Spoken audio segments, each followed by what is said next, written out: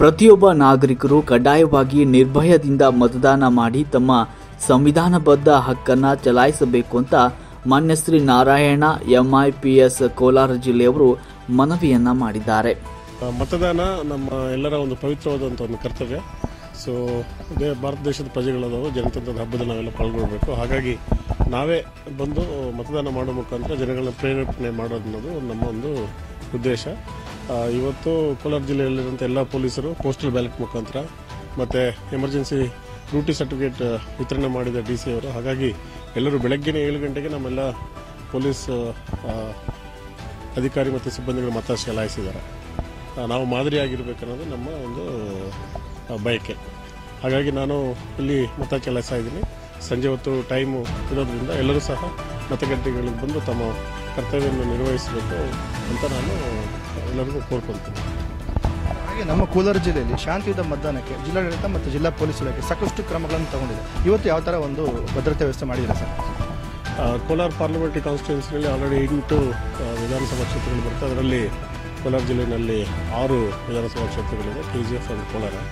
So Kolar ಸಂಬಂಧಪಟ್ಟಂಗೆ 1102 ಬೂತ್ಗಳು ಇದೆ. ಅದರಲ್ಲಿ 261 ಕ್ರಿಟಿಕಲ್ಲು ಮತ್ತು ನಾರ್ಮಲ್ ಬೂತ್ಗಳು 841 ಇದೆ. ಅದರಲ್ಲಿ ಸಹ ವರ್ನಬಲ್ ಪ್ಲೇಸಸ್ ಅಂದರೆ ಸೂಕ್ಷ್ಮವಾಗಿರುವಂಥ ಪ್ರದೇಶಗಳು ಒಂದು 35 ಏರಿಯಾಗಳಿದ್ದಾವೆ. ನಾವು ಕಳೆದ 3 ತಿಂಗಳಿಂದ ಜಿಲ್ಲಾಧಿಕಾರಿಗಳು ಮತ್ತು ಚುನಾವಣಾಧಿಕಾರಿಗಳ ಒಂದು ಗೈಡೆನ್ಸಲ್ಲಿ ಎಲ್ಲ ಕ್ರಿಟಿಕಲ್ ಬೂತ್ಸ್ಗೂ ಎಲ್ಲ ಪೊಲೀಸ್ ಆಫೀಸರ್ಸ್ ವಿಸಿಟ್ ಮಾಡಿದ್ದೀವಿ, ಸಭೆಗಳು ಮಾಡಿದ್ದೀವಿ. ಜನಗಳು ನಿರ್ಭೀತದಿಂದ ಮತದಾನಕ್ಕೆ ಬರಬೇಕಂತ ನಾವು ಹೇಳಿದ್ದೀವಿ. ಸೆಕ್ಯೂರಿಟಿ ಹೇಳೋದಾದರೆ ನಮ್ಮ ಸೆಕ್ಟರು 57 ಸೆಕ್ಟರ್ ಮೊಬೈಲ್ಸ್ ಮಾಡಿದ್ದೀವಿ. ಸೂಪರ್ವೈಸರಿ ಮೊಬೈಲ್ಸ್ ಒಂದು 16 ಸೂಪರ್ವೈಸರಿ ಮೊಬೈಲ್ಸ್ ಮಾಡಿದ್ವಿ. ಈಗ ಇವತ್ತಿನ ಚುನಾವಣೆಯಲ್ಲಿ 1108 ಬೂತ್ಗಳಲ್ಲಿ 2500 ಜನ ಪೊಲೀಸರನ್ನ ನಾವು ನಿಯೋಜನೆ ಮಾಡಿದ್ದೀವಿ.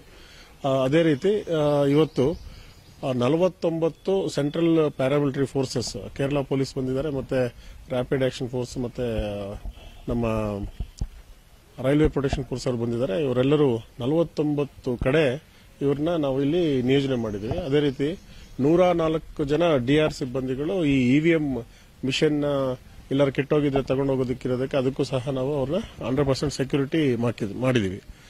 RPF ಇಂದ 1 ಬೆಟಾಲಿಯನ್, ಕೇರಳ ಸ್ಪೆಷಲ್ ಪೊಲೀಸಿಂದ 2 ಬೆಟಾಲಿಯನ್, CRPF ಇಂದ ಸ್ಟ್ರಾಂಗ್ ರೂಮಿಗೆ 1 ಬೆಟಾಲಿಯನ್ ಬಂದಿದೆ. ಸೊ ಇವತ್ತಿನ ದಿನ ಕೋಲಾರಲ್ಲಿ ಒಂದು 2,500 ಪೊಲೀಸರು, ಹೋಮ್ ಗಾರ್ಡ್ಸು ಮತ್ತೆ ಫಾರೆಸ್ಟ್ ಗಾರ್ಡ್ಸು ಎಲ್ಲರೂ ಸಹ ಮತಗಟ್ಟೆಗಳನ್ನ ಕಾಯೋ ಕೆಲಸ ಮಾಡ್ತಾ ಇದ್ದಾರೆ.